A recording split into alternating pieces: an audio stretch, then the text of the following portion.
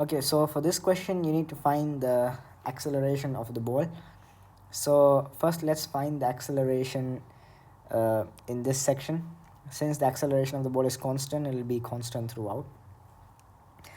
Alright, so s is x, time taken is t1, acceleration, we need to find that, and u is 0. U is 0 because it says the ball is released. So you can assume that it is released from rest. Unless if the question says it is thrown or something, so then the initial velocity is not 0, because then the ball is thrown and then there is a force applied initially leading to an initial velocity that the ball has. So here, since it says released, you can consider u as 0. So here we can use s equals ut plus half a d square. Yeah, and by the way, you can also use the SWOT equation since the acceleration is constant. Alright, so let's use s equals ut plus half at squared, and s is x, u is 0, half times a times t1 squared, x equals half a t1 squared. Now to find acceleration,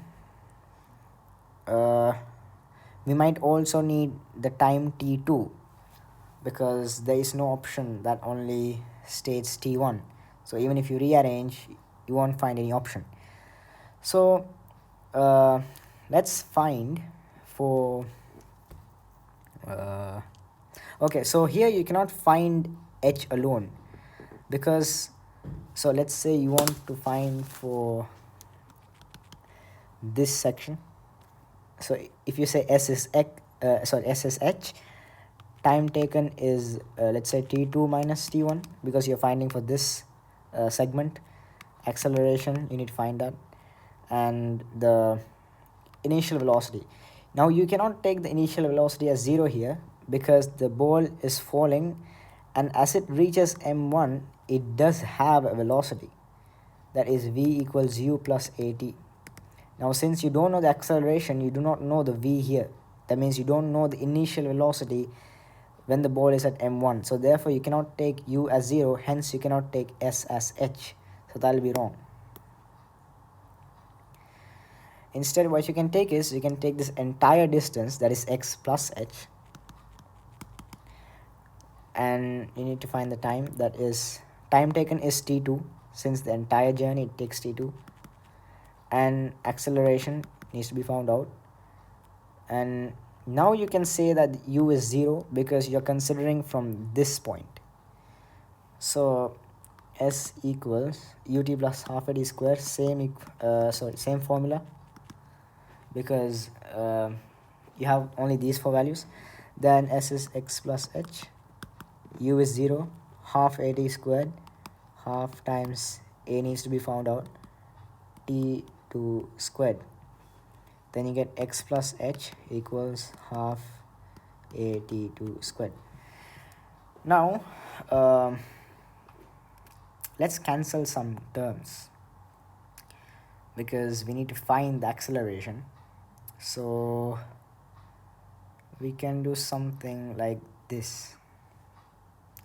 Let's subtract this term from this one.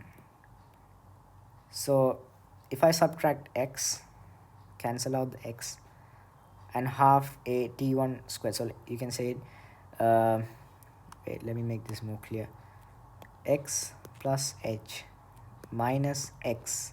So I'm subtracting this term, sorry, this equation from this equation. All right, so x plus h minus x equals half a t2 squared minus half a t1 squared. X and x will cancel, you'll get h equals half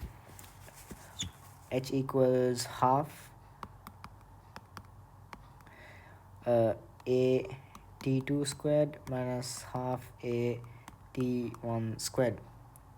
I didn't take the value of x because in the options a, b, c and d you don't find any x. You can only find the value of h. Let Let me simplify this further. So now you have h equals, let's factorize this entire term, that is half a t2 squared minus t1 squared equals h. So let's find the subject. Let's keep the subject as a. So this 2 will come here, that will be 2h divided by t2 squared minus t1 squared equals a, and the answer is D.